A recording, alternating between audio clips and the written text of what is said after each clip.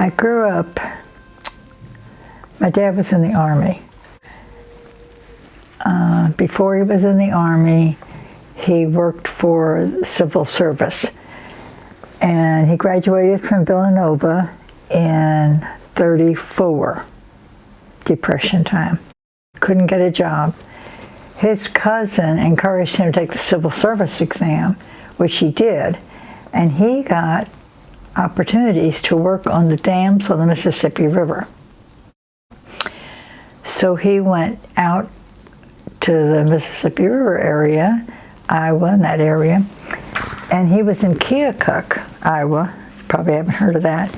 When he encouraged my mother, who became my mother, who knew him from college days in Philadelphia, to come out and they'd get married.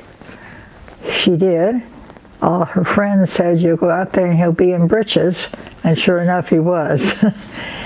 And met her at the train station, etc.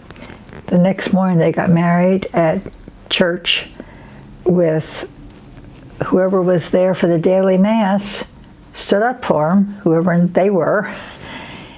I was born in Dubuque. My sister was born in Davenport. So Dad progressed. And then in, I think it was 1939,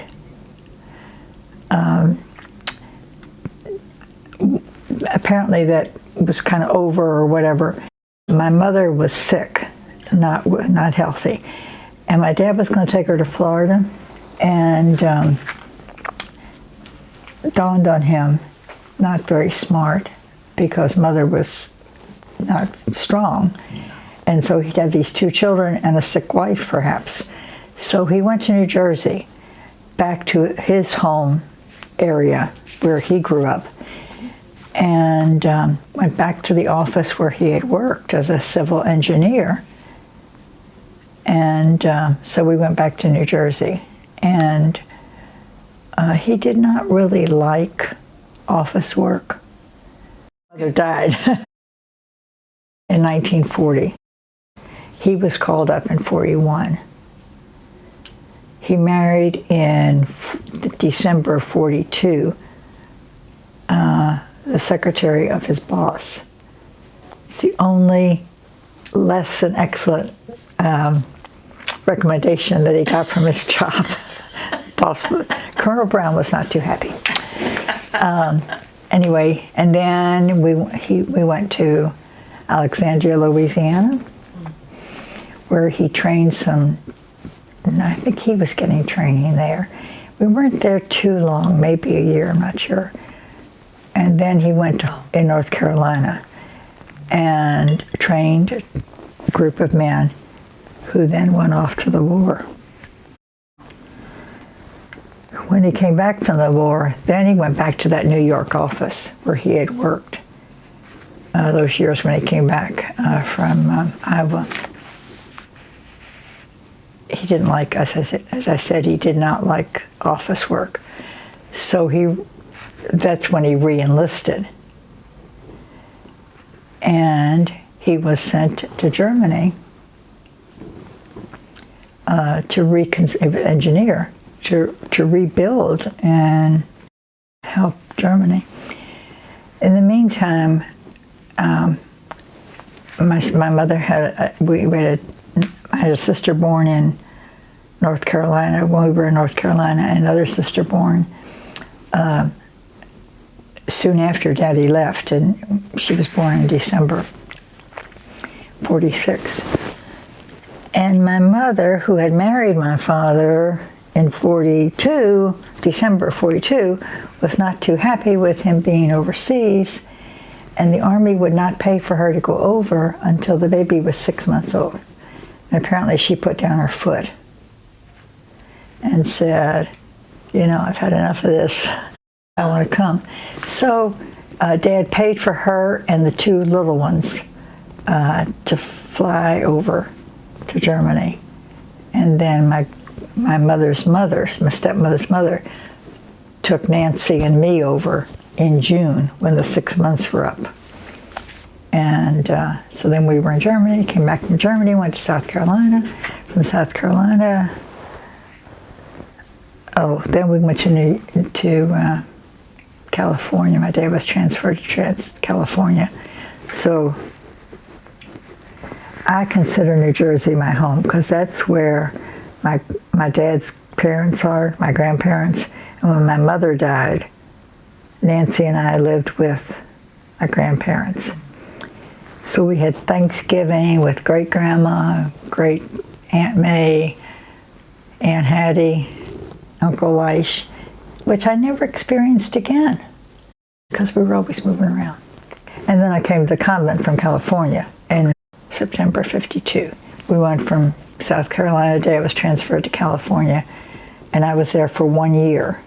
I got a letter in July from Mother Columba who said, Sister Ferdinand said, you're interested. And that was from my year in Ursuline High School in Columbia, South Carolina. I'd been there just 1 year. And I really was attracted to those sisters and their way of life and who they were. It was a small school, very small school. And she said, you could come, you could be a postulant and do your senior year at Sacred Heart at the same time. Sounded good to me. So I came in '52. I came here to join the convent. How old were you at that point? 16 and a half. And you know, in those days, girls were making decisions to marry or to do something.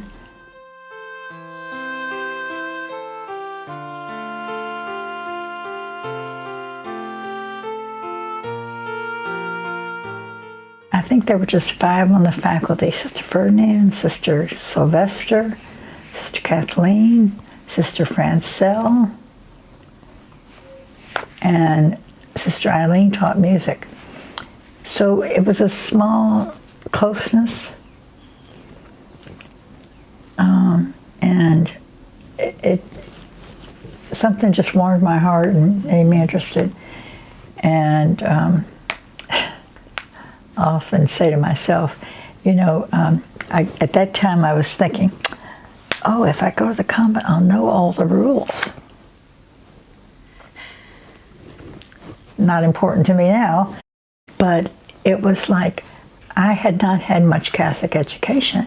So in the religion class, I was learning about vocation days and what you're supposed to do then and whatever else. And it was like, I was attracted to that, and I'll get to learn all that. The novitiate years were really to teach us like the contemplative love, what the religious life is really about. It's not just about ministry. It's about our relationship with God. And so to the extent that young people can get that. So we had lots of classes and prayer and whatever. It was an effort for internal formation. And then the second year was a continuation of that, but we took classes at college, a few classes at college. And that being Ursuline College? Yes. Yes. Still on the campus. Right. And the emphasis was on education.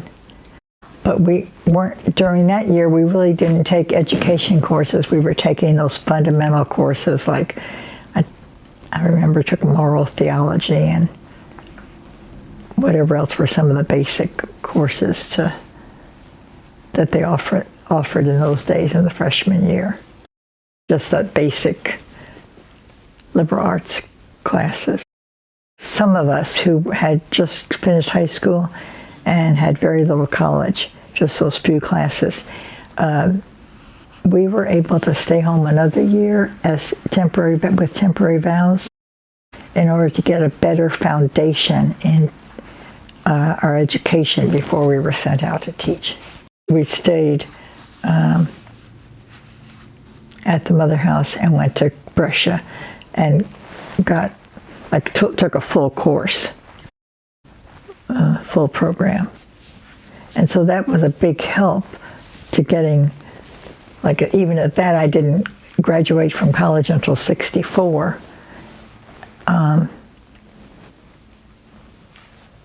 but that certainly didn't drag it out as long, because after that we were teaching and just went to school on Saturdays and in the summertime to get college classes.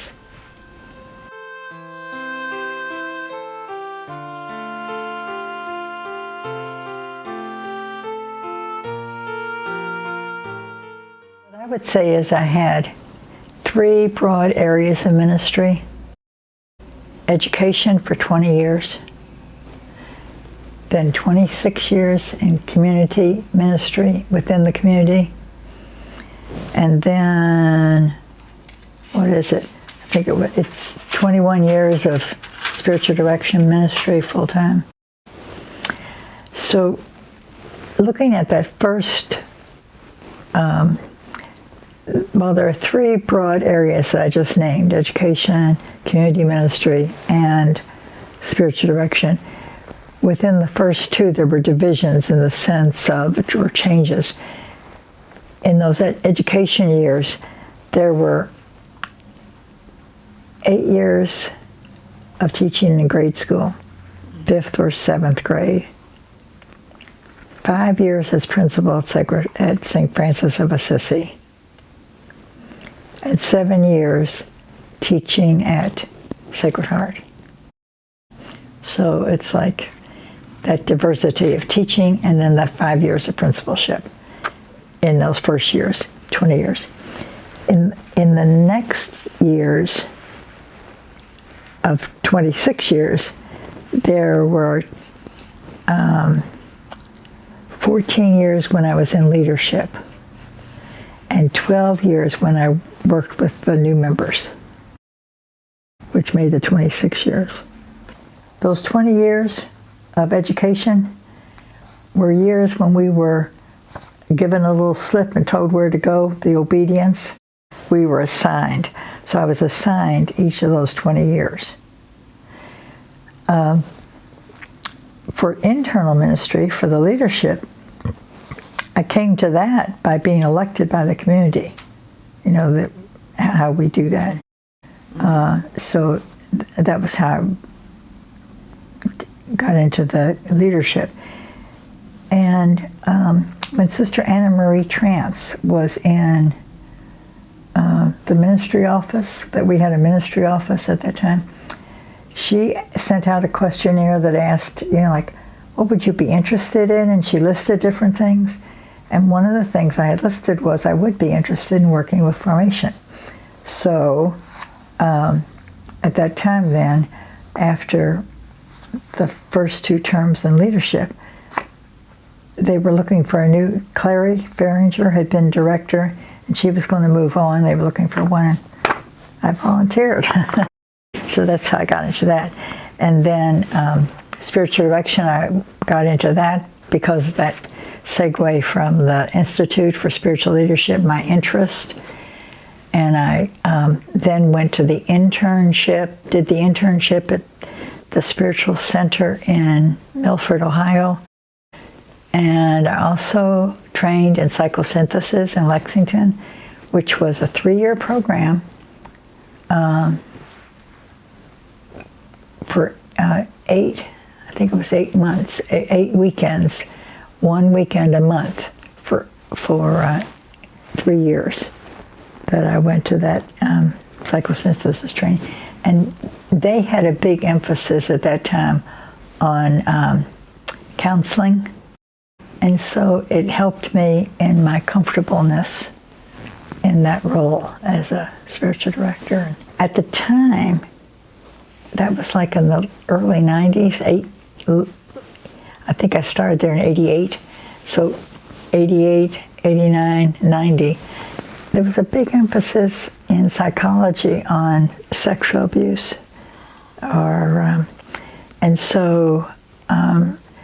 And we had to, during that time, we had a counseling session every month with them, one of the people on the team, and we had to observe 2 other counseling sessions.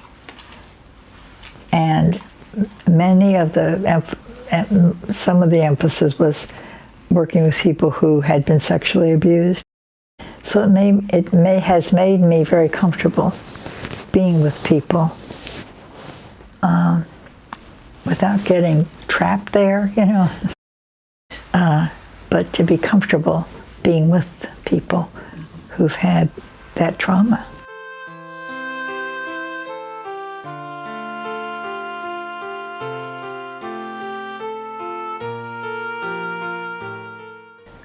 It gives me life, gives me encouragement.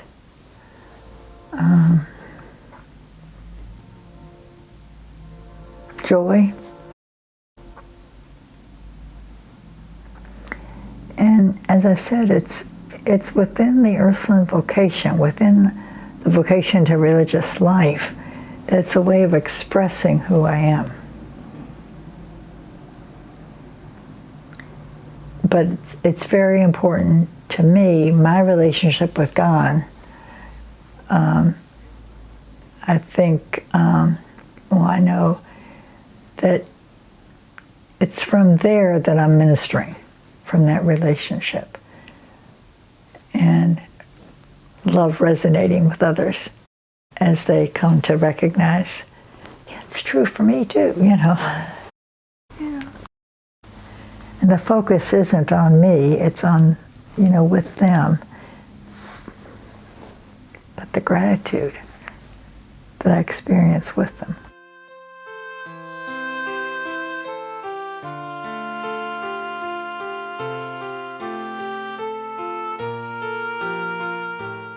Each ministry was a blessing, and each one I enjoyed. I really have, I didn't dread any of them or find any of them distasteful. Each allowed me to respond to the gospel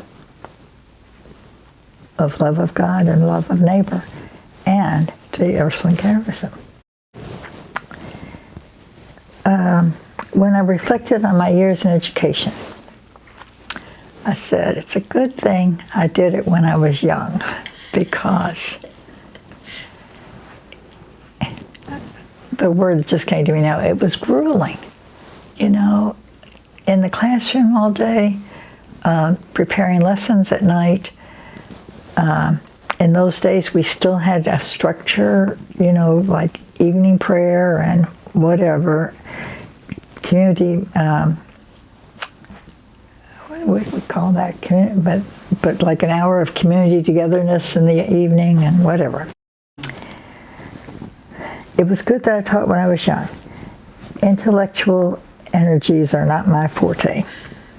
It was difficult preparing 7 subjects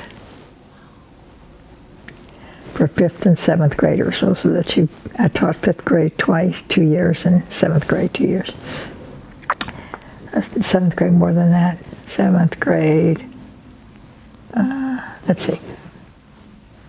Yeah, 7th grade I taught 6 years. Discipline was not difficult in those days. Parents discipline their children. And so, that wasn't the issue. The issue was getting all that learning and being able to, move from one subject to the other, etc. Then when I went to St. Francis of Assisi after 8 years of grade school, of teaching, I was appointed principal at St. Francis. And in those days, we got the obedience like in August. And at the end, I guess it was probably the end of August, that we had registration for classes, getting books, etc. And school was starting, a month later or something. First of the 5 years was the most challenging. I'd never been principal before, went to this school, had probably, about 9 people on the faculty, and then, had to do this registration. Fortunately, a lot was in place. People had been there, they had done it, they knew what was going on. I was the one that didn't. I was challenged almost immediately with registering those students, but the faculty and the PTA people carried the weight, and they kind of told me what I had to do. I had to get to know what I had to do.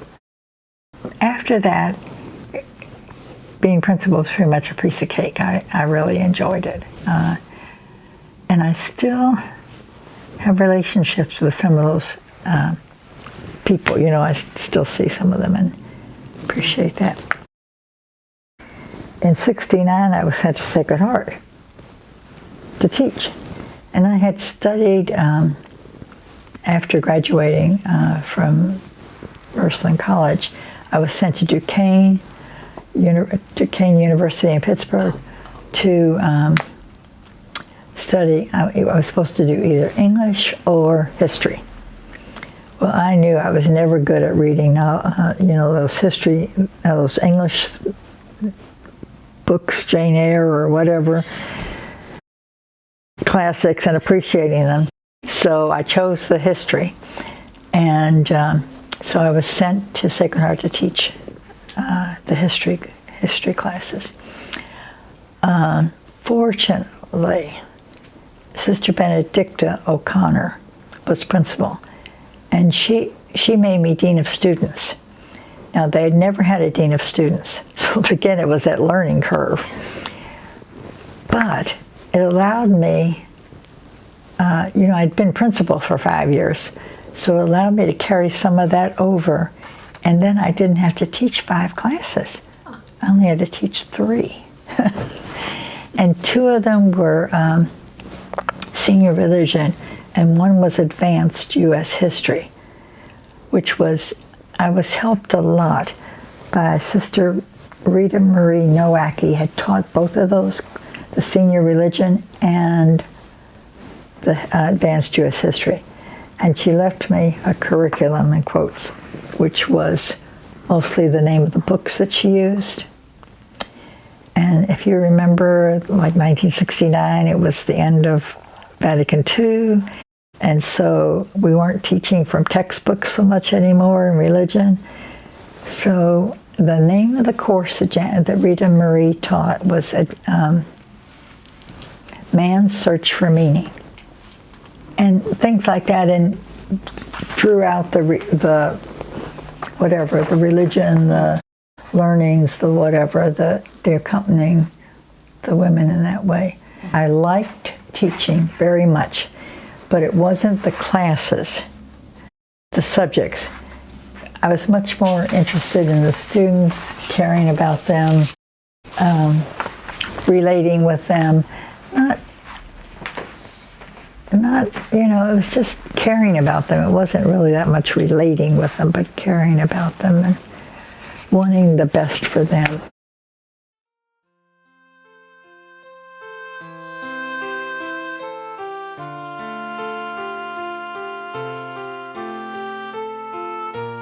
It was a gift to me. Both leadership and formation work were a gift to me more than it could have been a gift to the community, because what I focus on is getting to know the sisters in a way that I would never, not an ordinary conversation, of having that personal connection. So it was what I appreciate and continue to appreciate is the bonding with the individual sisters. And equally, do I value the getting to know those women in formation, like Connie and Joanne Helms and Agnes, and being with them and getting to know them, and their getting to know the community was just a blessing. I was elected in 1975, took office in 1976. There were 421 Ursulines in 1976. So each counselor, there were 4 counselors, president and 4 counselors. Each counselor would accompany 90 or more sisters. So that Mary Lavinia, Lasowski, who was president, only had to, she had to accompany about 60, plus being president.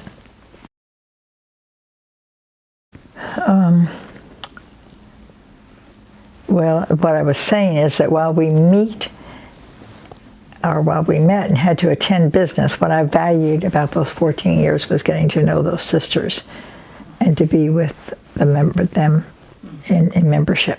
In 1976, 1975, when we were elected for 4 years. Then I was elected for 4 more years right away, so that was 8 years. Then I did formation ministry for 12 years. Then I was elected with Sarah in 1996, and that was a 6-year term. The first 8 years, what I remember was, besides, working with 90 people in different places, but I was responsible for, I must have chosen this or somehow it got divided out, that I went to Nebraska. We have no sisters in Nebraska anymore, but at that time, I visited sisters in 7 locations in Nebraska. Would fly to Omaha, go from Omaha across the 7 to Sydney, across the state. I appreciate the sisters I worked with, Mary Lavinia, the people on that council, and Angelise, the people on that council, and the people that I related with and got to know and care about. Then I was elected again in 1996 for 6 years. And our congregation declined from 236 professed people to 172 in those 6 years. 236 to 172 in those 6 years. And the most important part of that 6 years was that I was privileged to be the counselor for the Mother House. There were more than 40 people living at the Mother House at the time, and I was the counselor for them. And those sisters experienced significant difficulties, turbulence, deaths during those years, those 6 years.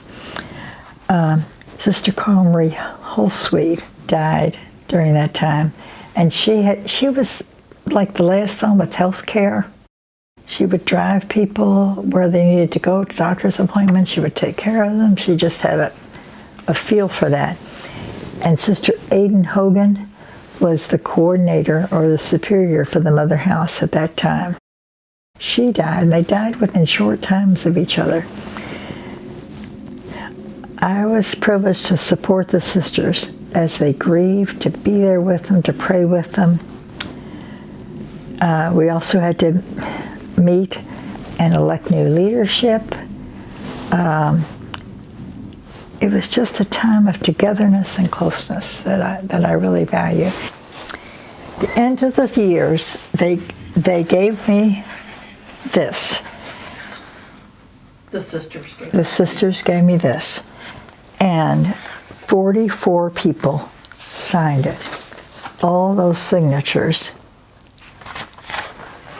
And this beautiful, can you get that? Yeah. Anyway, some of the things that they said that I value, well, all of them I value, but there's this one that says, "You learned from us too. You recruited a nurse for our needs. You led us in meaningful prayer. You processed a better way of communication. You managed somehow to reserve special spots." There's a little car, and I have a thank you over there because they got reserved parking spaces still there. You provided comfort on those rainy days. You aided us in discernment. This is 20 years old, and I have not been able to part with it. Yeah. The ability of people to express appreciation says as much about them as it does about the people they're appreciating. You know, what kind of people they are who would take the time to be aware and to be grateful. And to name, like some of those other pages are naming things that happened during those years. They named, you know, like the parking spaces and getting a nurse. And I'm not sure was how responsible I was for any of that, but I was present with them in the seeking and the doing it.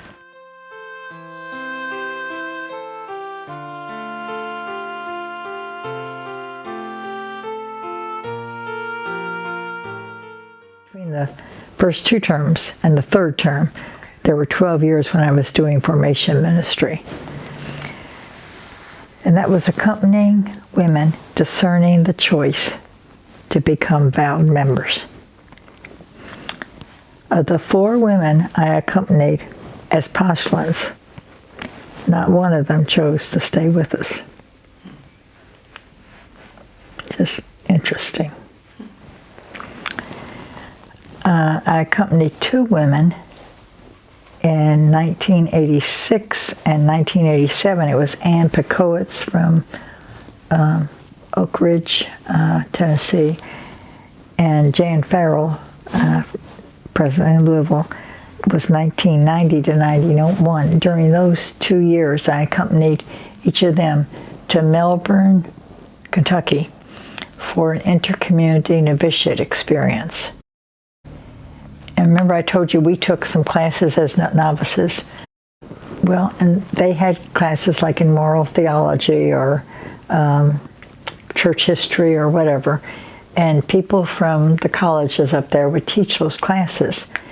And we drove up on Tuesday morning, and we came home late Wednesday afternoon after the classes.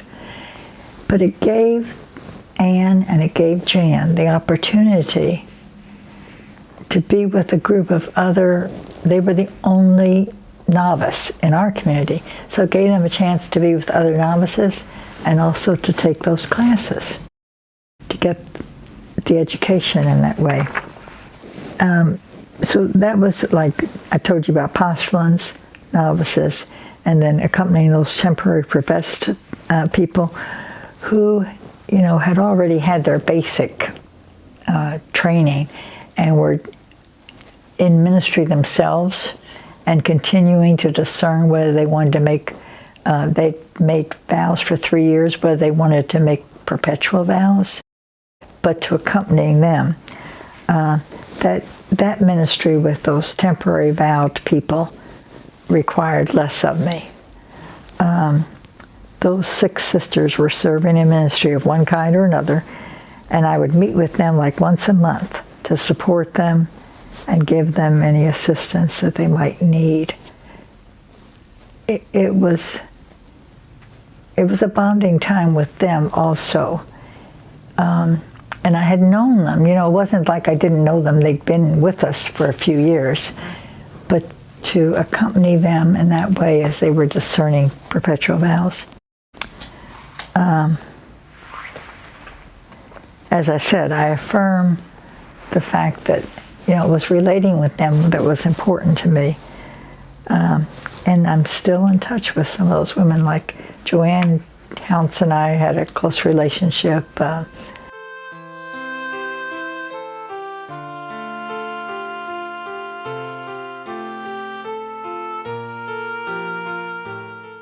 And while I value the experience and the people, really the ministry I most am grateful for is accompanying other people in spiritual direction.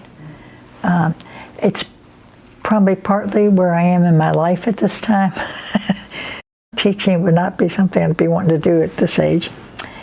But in this ministry, I accompany people in recognizing that God loves them, just helping them to be in touch with that and to recognize God's love, that God gives them with that love.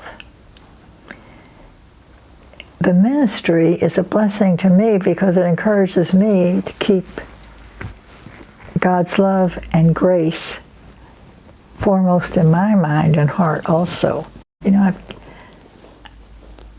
I'm so moved all the time with people's experience.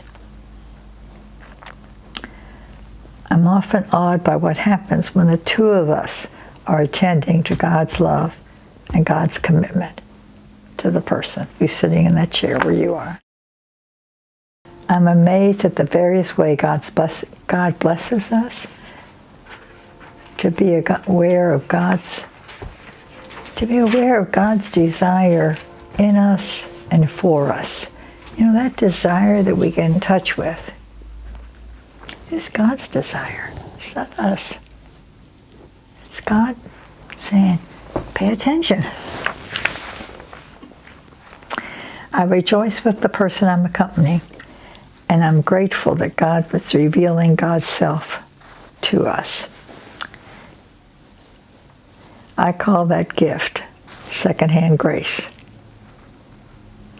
because it's exactly what it is. I mean, like, you know, you can catch secondhand smoke. I can get that secondhand joy and gratitude. For me, spiritual direction is a gifted vocation within my call of earthly life. It's, you know, I'm living a religious life, but that's the call within that right this time of my life. And I speak of the spiritual direction as being what John the Baptist did, pointing or directing persons that I'm with, pointing them to Jesus, pointing them to God. And that's important.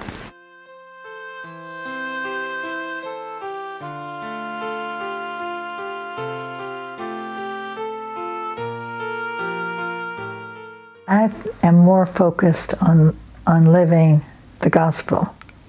I think Angela was living the gospel. And for me, it's like, I think Angela, like John the Baptist would say, Helen, look to God, look to Jesus. Look what he's telling you. And she was doing it. I appreciate who she was, and that she lived that charism herself. And it's that contemplative love, and that's what Jesus said, love God, and then love others. And Angela said, or we say, the Ursuline charism is the contemplative love of God and openness and eagerness to serve the needs of others. So it's what Jesus did.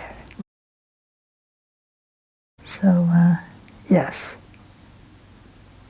It allows me, it demands that I be in relationship with God as strongly as God draws me and empowers me in order to be with others, appreciating God's gift to them.